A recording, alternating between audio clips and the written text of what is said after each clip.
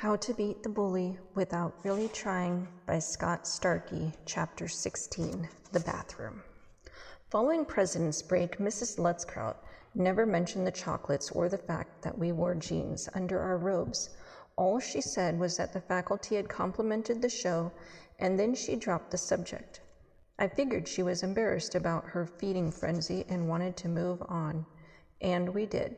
In no time at all, we were right back to our normal, boring classroom routine.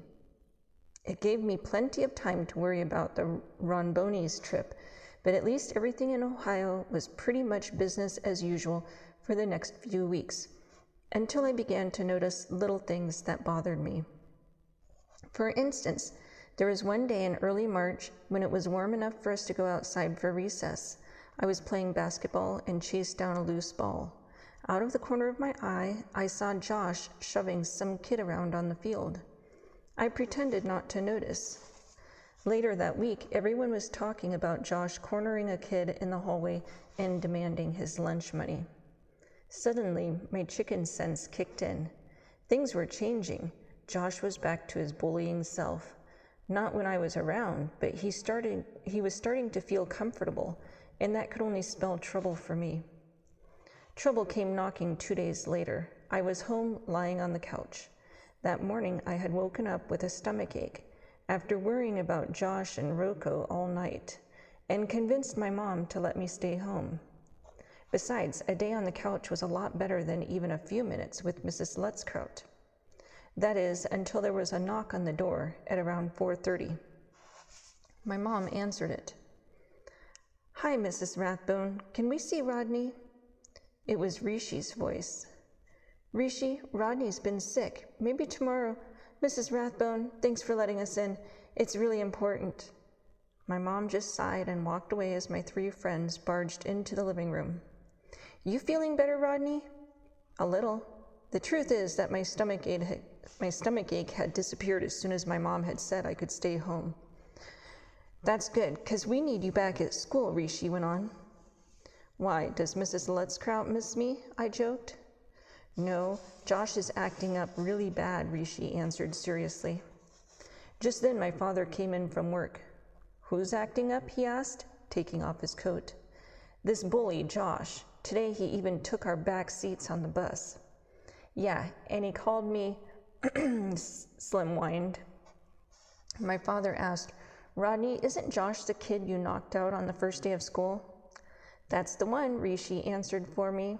My stomachache was returning. "So you coming back tomorrow?" Rishi continued. "Well, this stomach of mine is better," my dad interrupted. "He'll be on the bus tomorrow. If there's one thing my son isn't, it's a coward." "You got that right, Mr. Rathbone," Dave agreed. "I don't know where we'd be without him." I just groaned and rolled over. The next day, my friends made me join them in the back of the bus. When Josh climbed aboard, Rishi was waiting for him. "Where are you sitting today?" Josh glared back at him, but he noticed me sitting there, and while I tried hard not to pull the emergency latch and jump out the back door, he eventually sat down in the middle. "That's what I thought," Rishi yelled. Great, Josh was already getting itchy. The last thing I needed was Rishi egging him on. My brain was entering crisis mode, and it wasn't long before the rest of my body followed.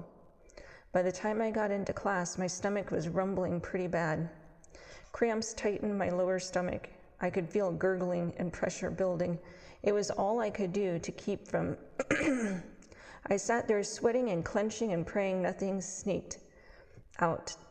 In class would lead to weeks, no months, maybe even years of chokes. The one math equation I did understand was that A equals funny, but not for the person who lets one slip.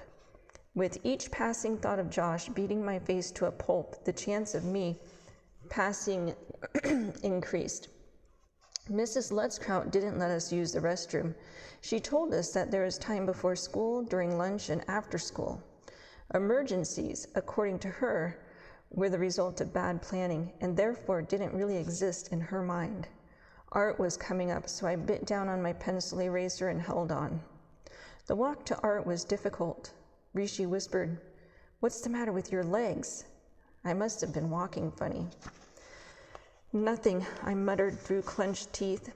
We filed into art class, and while everyone else went to sit down, I went straight up to Mr. Boris. "Can I go to the bathroom?" "May I?" he replied.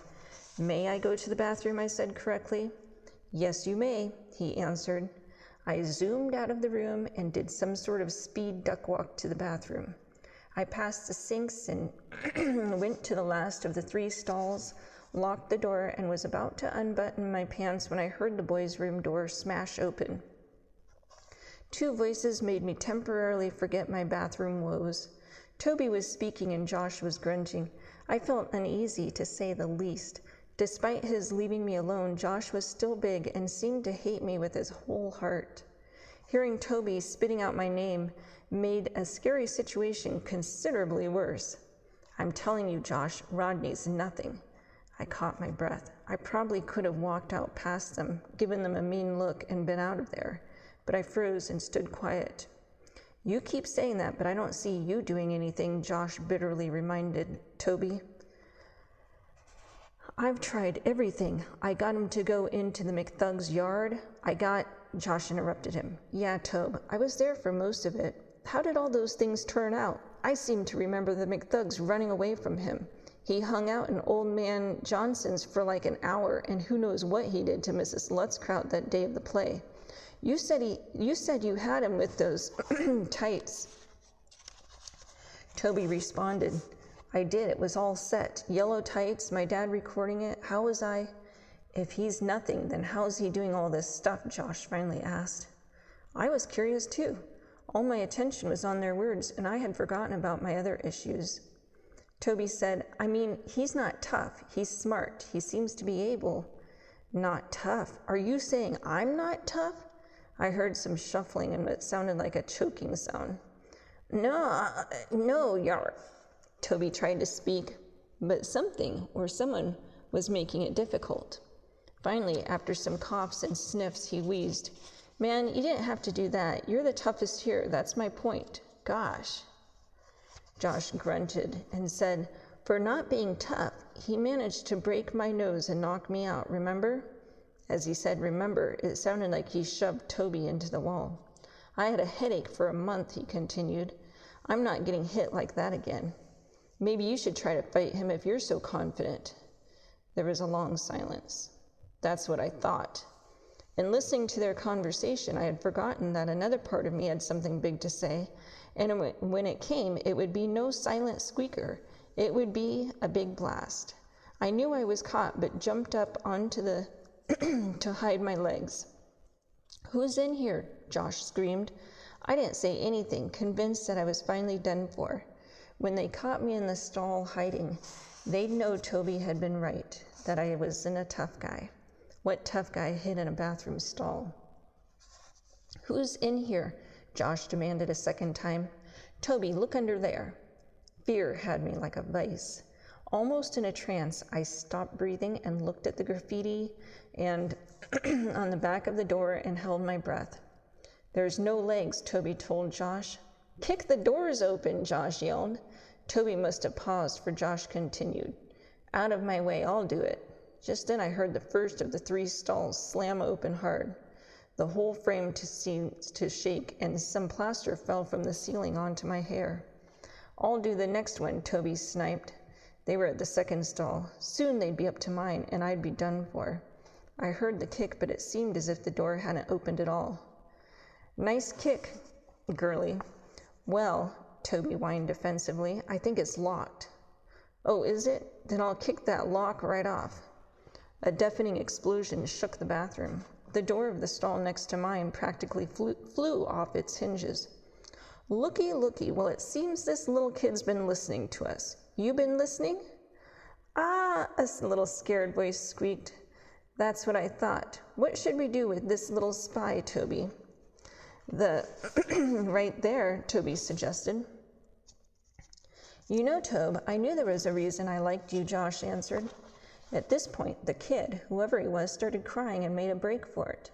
I heard him trip and fall flat to the floor, but he was up in an instant and out the door. Josh and Toby were cracking up. Hey, look, Toby laughed. Of a wimpy kid that got them laughing even harder. Just like old times, Toby said as the laughs dwindled. Good times, Josh answered. Times that could come again if only someone was taken care of, Toby said, getting more serious. You're back to that now, Toby. Josh, if I can prove that Rodney isn't all that tough, will you pound him? Just think about how good we had it before. There was a long pause, but finally Josh replied, Toby, if you can somehow prove that, well, there's no one I'd rather hurt than Rodney Rathbone, it'd be a dream come true. They were both quiet for a minute. Then Josh added, I'd better get back to class. Oh man, Mr. Boris is waiting for me too. Let's go. After a minute, the door slammed shut, leaving me in silence. It wasn't silent for long, however. With an explosion that almost shook the tiles off the walls, I finally did what I had come in there for.